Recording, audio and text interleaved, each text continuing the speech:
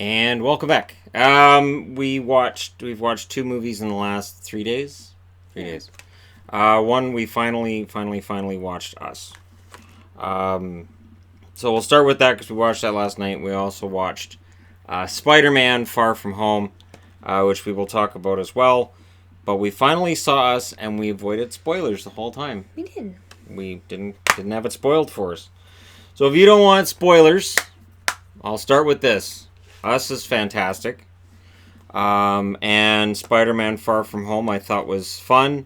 I didn't like it as much as the first Spider-Man, and I say first Spider-Man like it's the first Spider-Man movie. It's like, what, the There's sixth? so many But Spider-Man movies. it's not as good as Homecoming, but it's still a pretty darn good movie. So if you haven't seen them, we can highly recommend them. I would highly recommend Spider-Man probably more than she would. We'll get into the review on that. But so there, if you want to avoid spoilers, because it's impossible to talk about Us and not get into some form of spoiler. It's just about impossible. And Spider-Man, it's Spider-Man. If you've read the comics, I don't know. I can't really spoil it too much for you. But, yeah, so, if you want to avoid spoilers, watch both movies and then come back and watch this video. And spoiler time. So, what did you think of Us? It was good. It was a good movie. I didn't like all the jump scares towards the beginning. Like, they did a lot of jump scares in the beginning. They kind of went away from that as the movie went on, which I was really glad because I don't like the tons of jump scares. I thought it was an interesting story. It's different than really any other story. Yes. Movie or bookways that I've ever seen, which was interesting. There were parts that it's one of those that after you watch it, you're just like, wait, so, Don't when overthink you think about it, but yeah, a lot of it didn't Don't make overthink sense, it. and there's some things that during the movie I was like, but wait, how did? Well, then wait, The one thing is, but it's a good movie, and I like Yeah. this story, and like I was saying to you earlier, I think sometimes it's better to not think too much and just enjoy it for what it is. the one thing that I really enjoyed, I think my favorite visual in the movie was when the sun is backing away and the doppelganger is moving the exact same way and walks backwards right into the fire. And it showed that they were tethered to each other and one was likely to mimic the other. And it's the only time in the movie where that's really used. And I thought, you know what? They really could have had some fun with this. Yeah. Toying with the idea that one is really predisposed to wanting to do what the other one does. So during a fight, during something, there's some kind of a conflict where the one that's the top dweller, so to speak, does something to put the other one off. Where they'll back up rather than charge in and make the other one want to back off and fight with themselves. And that programming that makes them want to mimic the other person. Because the idea really doesn't make any sense. No. But it's interesting in that I was ahead of the movie a bit. Just a bit. Because they show the girl going in and, you know, she goes into this hall of mirrors and then she runs into her doppelganger. And I said, Yeah, how do we which know one came out? Because they don't show you which one came out. She didn't talk. And so I was kind of ahead of it. Because, yeah, that was the other thing, too. I thought, that's strange. Because they didn't show anything traumatic happening to her before she came out. So I thought, okay, what happened? Yeah. And they don't enlighten you until near the end of the movie. And then that leads to a host of other questions. So, as a top dweller, initially, that girl, when she was then made into one of the shadows, had to follow the other or knew to follow the other, or She had to. like Because they were still tethered. it's just strange to me. Whether one was in the shadow area or on the top, they're still tethered. And so that's why she was saying that she had to marry or be with the guy that she was with, because the one in the real world married the one guy. So she was stuck with the other one. Same with having children. She didn't have any choice in that matter. That's just, since they were tethered, she was doing the same thing. It's weird. And it was talking about Very the dancing. strange. Yes, very, very strange. She was only able to dance because the one was dancing. It's very, very strange. It gets into the idea that this isn't just one family being attacked, but it's this phenomena. It doesn't say how far it goes. You can assume it's the United States. In motion. Because when she asks, well, what are you? And she says, we're Americans. That sort of leads you to think maybe it's just an American thing. It's just the U.S. going, well, everybody in orange jumpsuits now. That's the population of the States. Whoops. Or something. They do the hands across America thing. I'm old enough to remember the hands across America thing. I thought it was weird. I thought it was really bizarre. I mean, I kind of understood it, but at the same time, it was strange. So to have this in the movie, and that's one of the things they didn't really get into. So no. The homeless guy with the Jeremiah 11:11, and we did look up the scripture. Yeah, you read that, and it tells you there's evil on the way, and that's coming. So that is a foreboding nature of this movie. He looks like he's... We looked up the scripture as soon as they had it on there. But I'm glad, because they never did say what it was. No. And then he looks like he dies and gets loaded onto an ambulance, but then you see him again, but they don't get into who he is. You see his shadow version of him several times.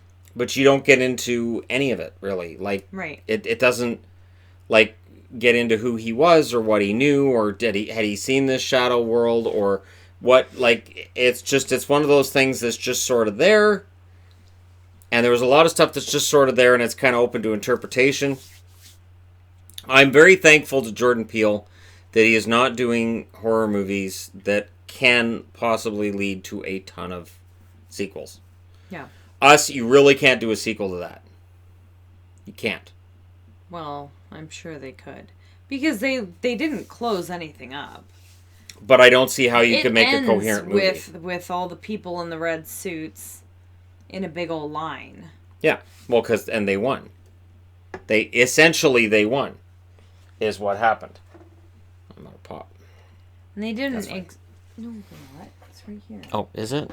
That one's still got something in it? Yeah. Oh, good. All right. Thank you. But yeah, it's that they won, and that's basically all. That's all she wrote.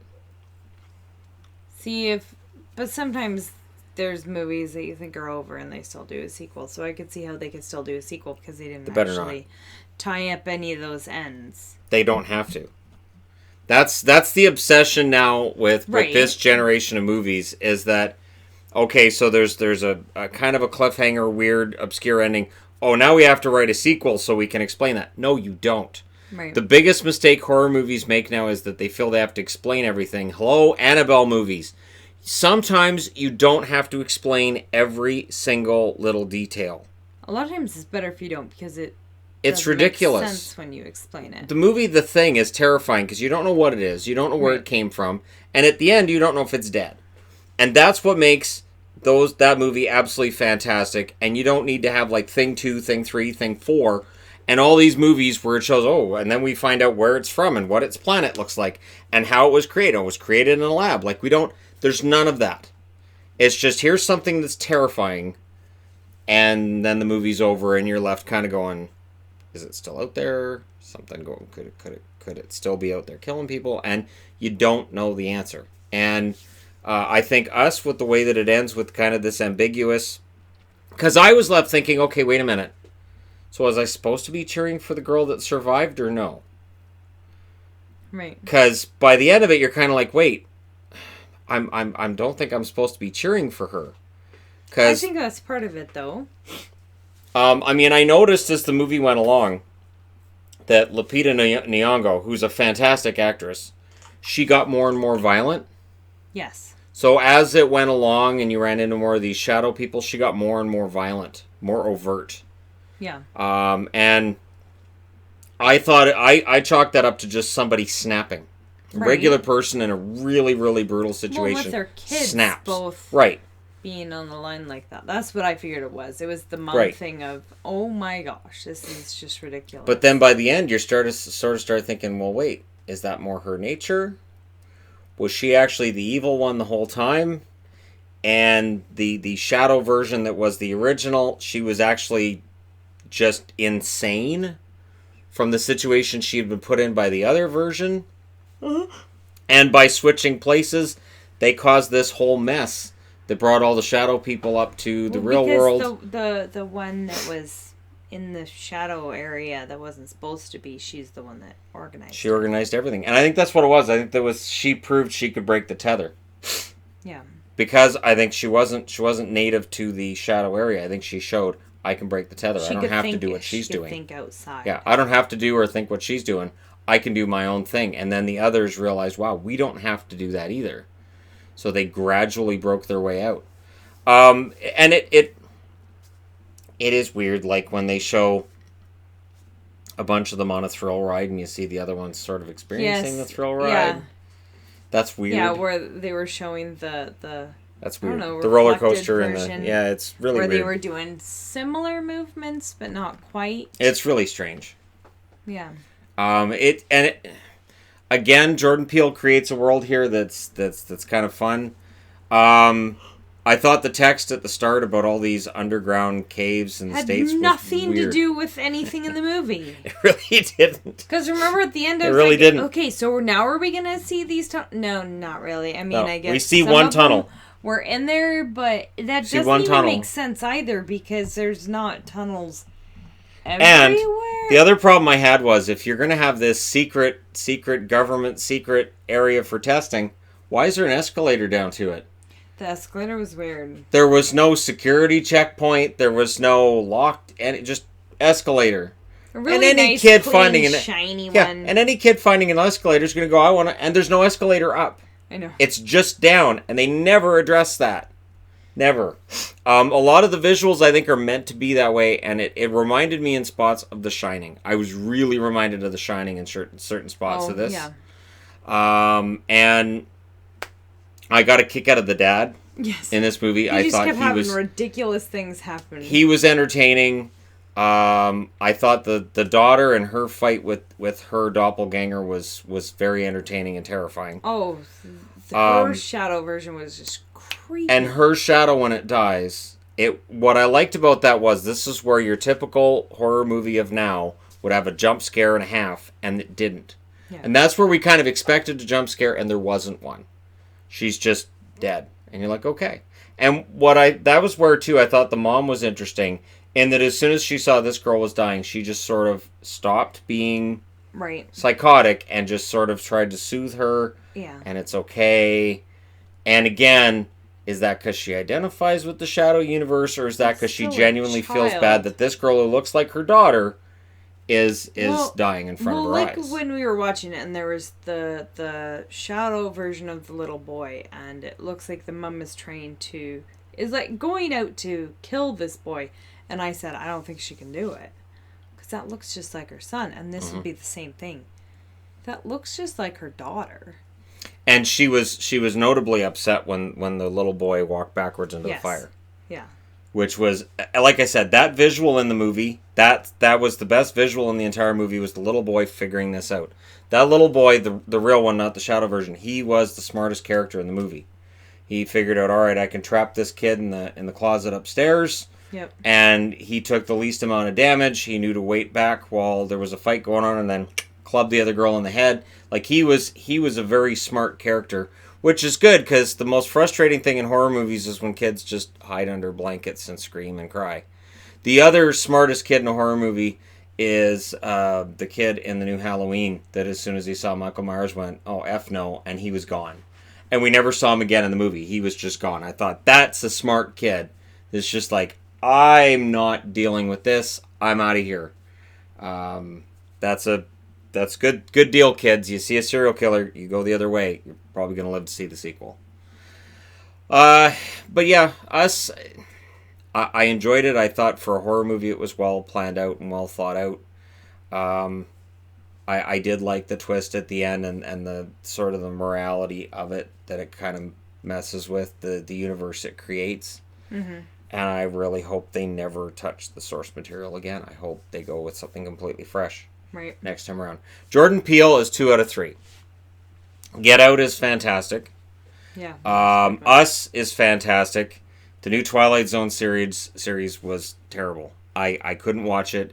I got through it. Well, we watched what, 3 episodes, Something like that, yeah. and it was just garbage, comparatively speaking, with the original source material. So he's 2 out of 3. Stick with the horror movies and the anthology TV series. Hey, Twilight Zone's tricky. There's some really crappy Twilight Zone episodes, but yeah, making them hyper violent and adding a bunch of swearing just doesn't work. It didn't. It just did not work with that material. But yeah, this was a good movie. If you haven't seen it, highly recommend it. If I had to score this out of 10, I haven't done the scores out of 10 for a long time. I don't like doing that. I don't really need to, but it'd have a really high score. And the one thing too that I hope at some point happens is that when it comes to recognizing movies for Oscars and for awards, horror movies get overlooked a lot.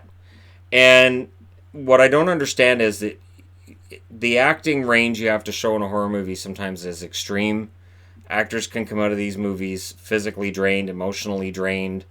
And in this movie in particular, each actor has to be 2 characters. 2 completely different, polar opposite characters.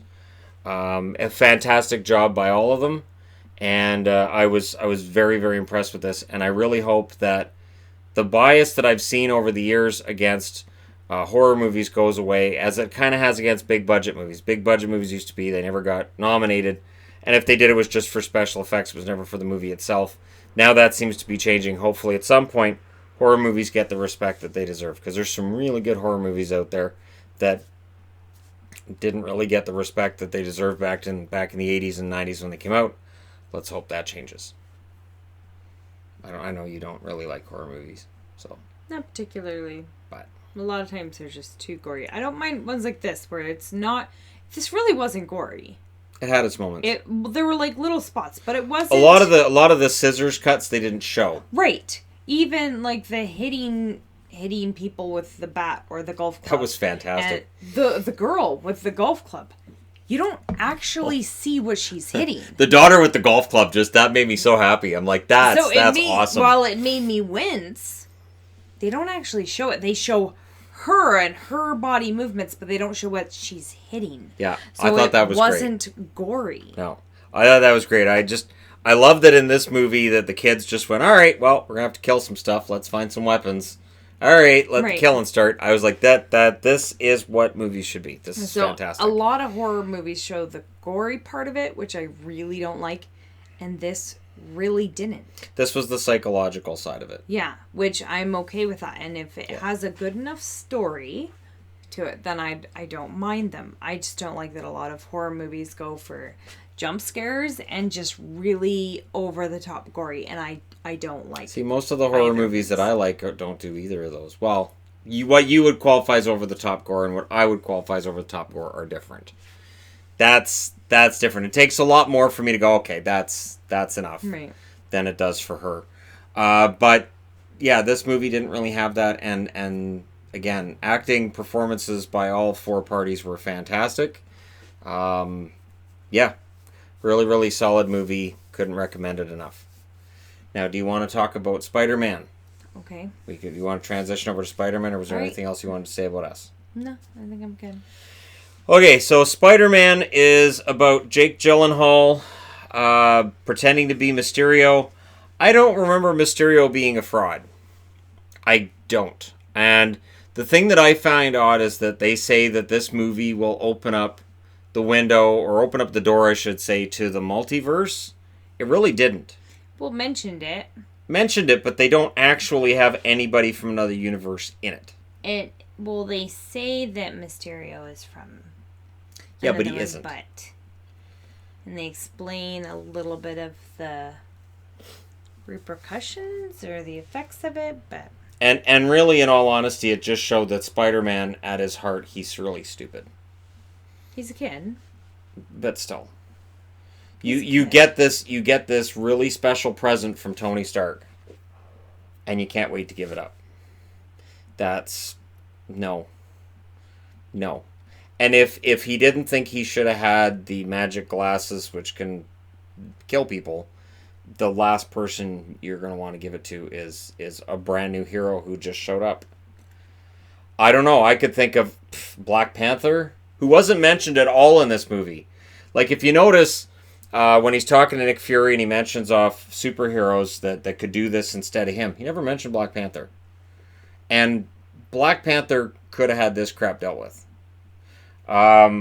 And again, he would have been the one I would have offered the glasses to of the remaining Avengers who are still alive. And the version we saw has the extra 4 minutes that were cut out originally. I don't know why they cut those 4 minutes out or why they put them back in, other than money. Yeah, they wanted to make a little extra money, add so to the no, story, it really so. didn't. So it's basically that Spider-Man, Peter Parker, is dealing with the loss of Iron Man, Tony Stark, and that the world is dealing with mourning the loss of Tony Stark. It's done really well. I thought it was done really well. It definitely echoed of the Uncle Ben storyline from the original Spider-Man, where his uncle dies and he took it on himself that it was his responsibility. Jon Favreau is fantastic as Happy Hogan. I thought Jon Favreau was the most entertaining in this that he's been in any of the Marvel movies. Marissa Tomei as Aunt May. She's still not Aunt May.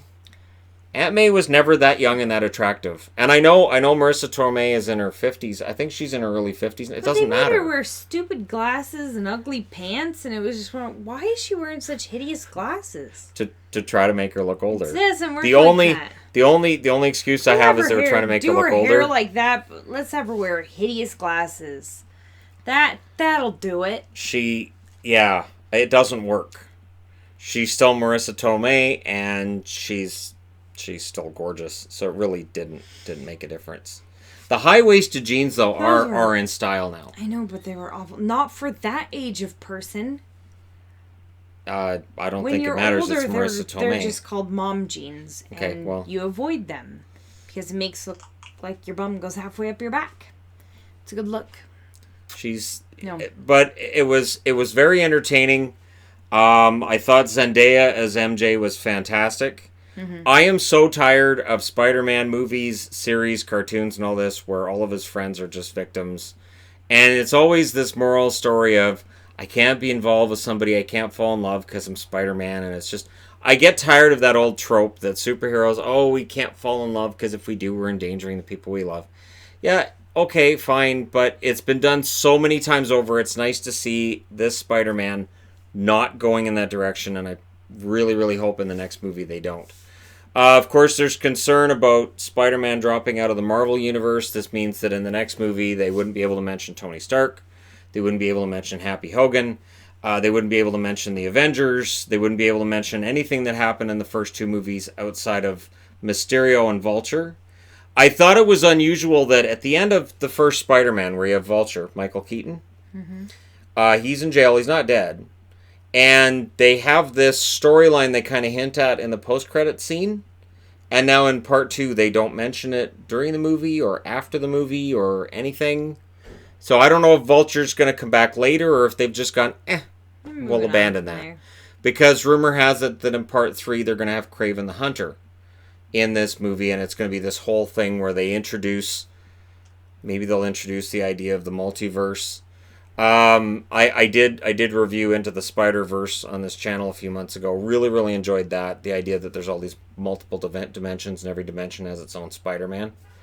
In the original cartoon, they had Madam Web, who kind of mans the multiverse and kind of decides on how the Spider-Man behave, and he is kind of a coach to them. I don't think Madam Web will ever show up in the Sony movies because I think that would be too over the top. I think you can do it in a cartoon, but not in the movies. But yeah, if they start going into the multiverse and they start delving into that, it can get really goofy really quick. The biggest concern I have with Sony now having the rights and Marvel being out is that they'll try to do too much in one movie like they did with Amazing Spider-Man 2. And it just alienates everybody. Where you're trying to cram in too many villains and too much crap. It's the same thing that happened with Spider-Man 3. They had to cram in Venom because everybody wanted Venom. And then For Venom, they made it Dumbass from that 70s show. He's not Venom. This time they've got Venom right where it's Tom Hardy. He absolutely works as Venom. But yeah, I don't know. I'm concerned about where they're going to go from here and how the Spider-Man Venom crossover is going to work. That's going to happen sooner or later. And this movie kind of sets some of that up, but I'm not sure. I don't know. It was okay. The more I think about it, the more holes I can put in the plot. Like the idea that Nick Fury isn't, and again, this is of course spoiler territory, right? The idea that Nick Fury isn't actually in the movie, Right.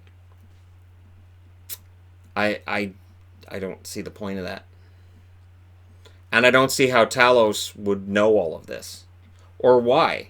Because the last time we saw Talos in Captain Marvel, she was taking his people back to their planet. Right. Or finding them a new planet. Mm-hmm. So, how the hell, why would he be Nick Fury? No. I don't understand. I don't get that part, and that just didn't make any sense. I didn't get it. I mean, and I was glad Kobe Smulders was in this. Anytime you can get Maria Hill into a movie, I applaud that. Kobe Smulders is one of my favorite actresses. But, again, she didn't really say anything or do anything. She was just sort of there. And the whole shield, they were just kind of there. I don't know. It was okay. The special effects were good. Jake Gyllenhaal was excellent as Mysterio. And I don't know where you go from there. I don't know. So the second movie didn't really have anything to do with the first movie. Nope. So it makes me wonder.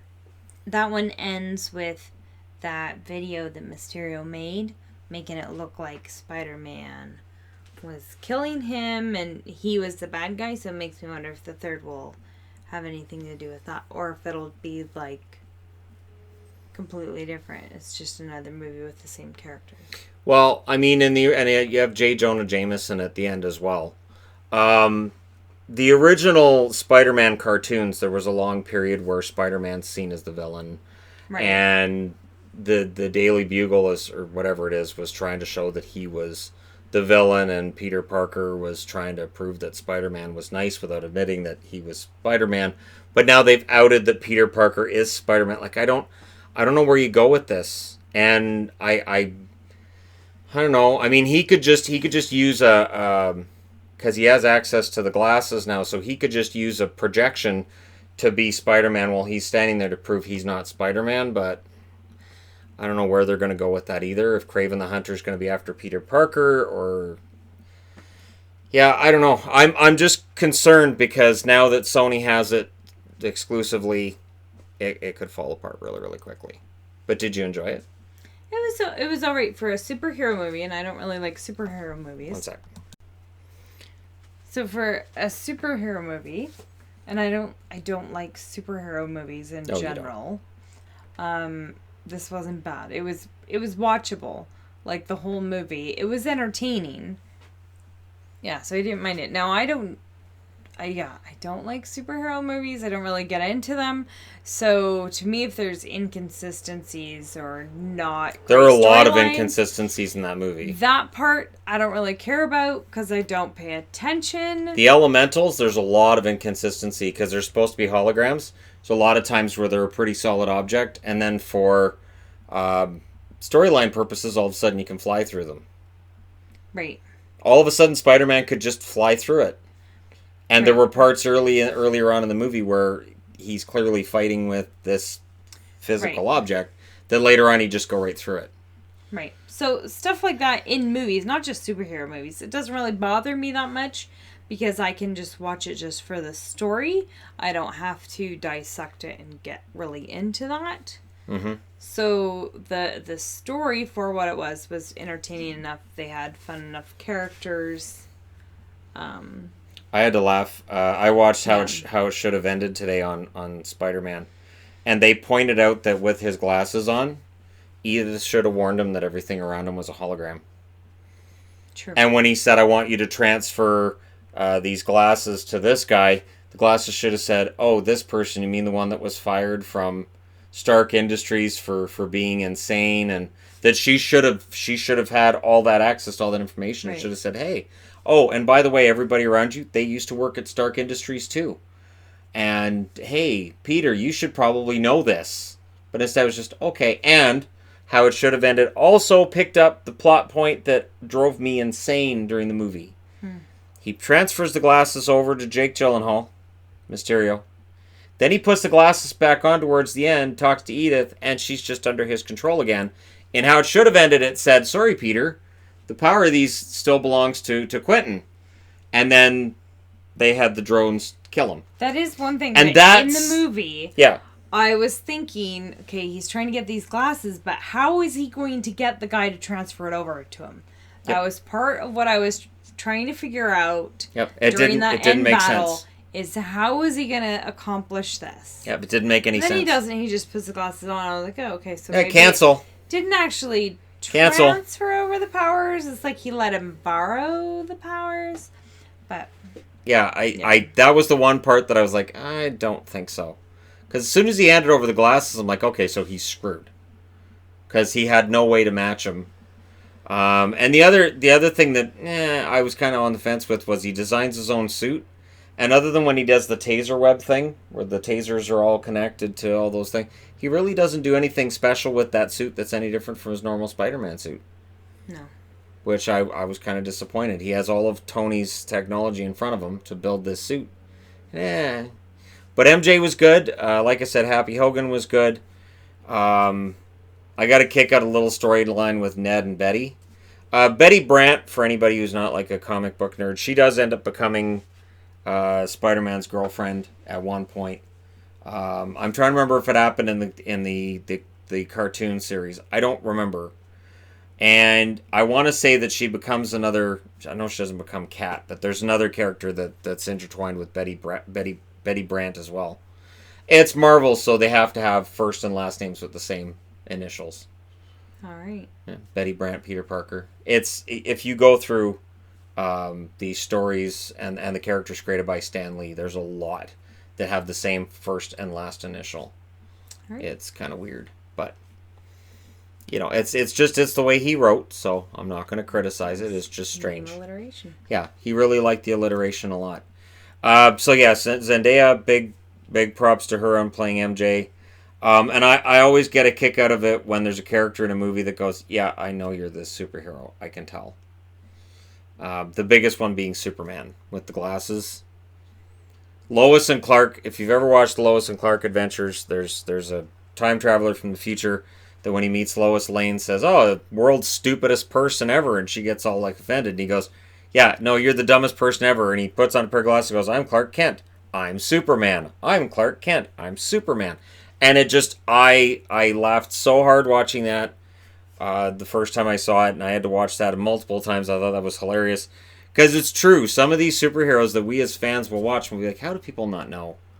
Like with Spider-Man, it's his voice. Yes. How could you not know that's Tom Holland? Like, he has such a distinct voice. And I have to say that of all the Spider-Man who've played, Andrew Garfield being the most recent one before him, and of course Tobey Maguire. But this is the best Spider-Man for capturing the feeling of the Spider-Man from the cartoons.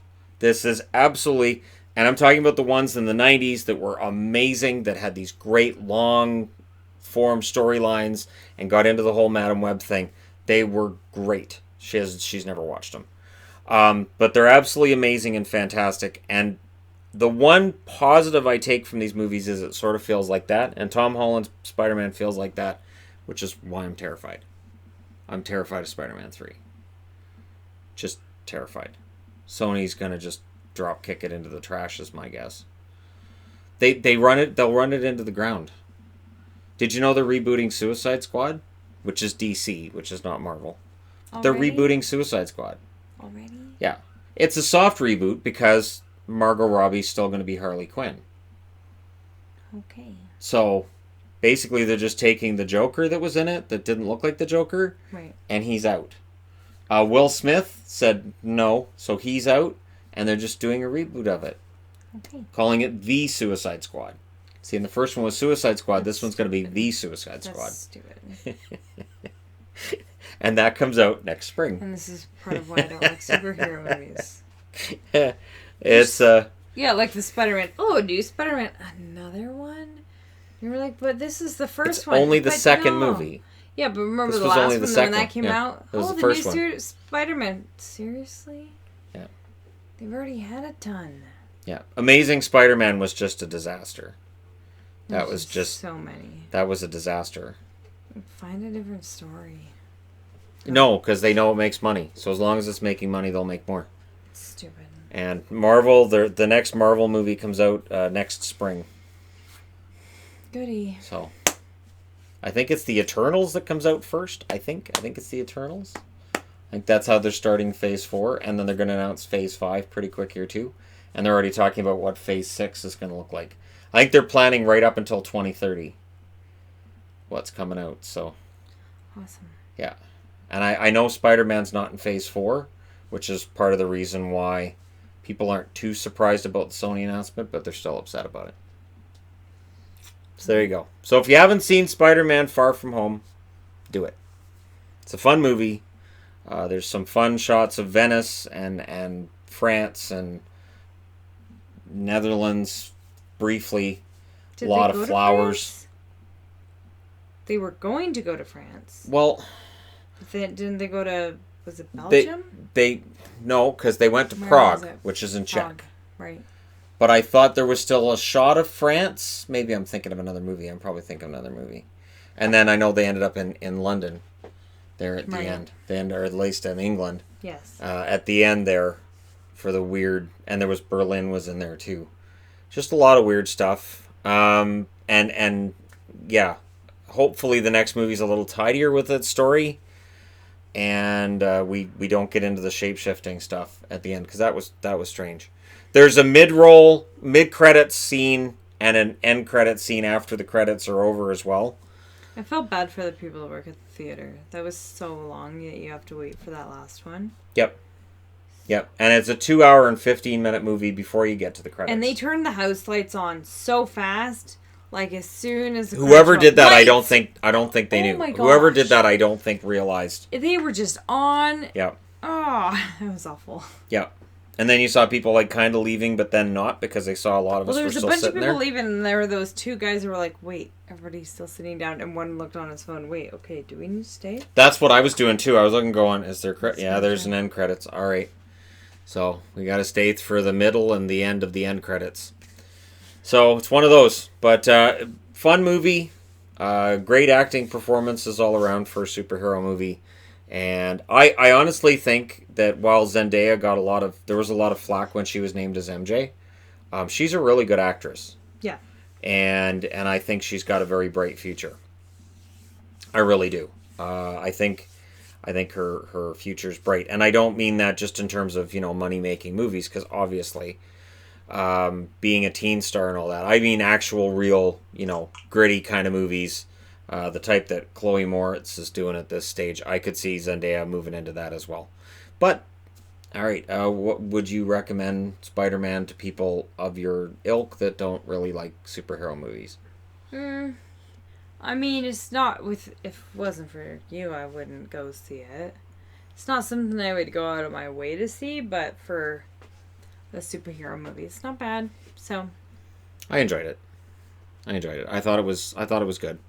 I thought it was a nice bookend to Endgame. I thought this was a nice way to end out that phase and go, okay, we're done with that, and now we can move along.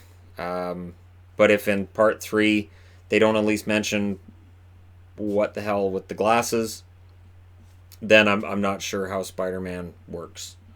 Because you have to at least mention why he doesn't have the glasses anymore if he doesn't have them, or something. I would think, but maybe they'll just say, that never happened. We're done. We're moving on. We're going to do a big Sony picture and just forget all about it. We'll see. Fingers crossed that it's good. So there you go. Let me know your thoughts in the comment section below as always. Don't forget to hit like and subscribe if you're browsing way through. You just happen upon this video. And hey, thank you guys so much for watching, for all your support. We will talk to you again soon.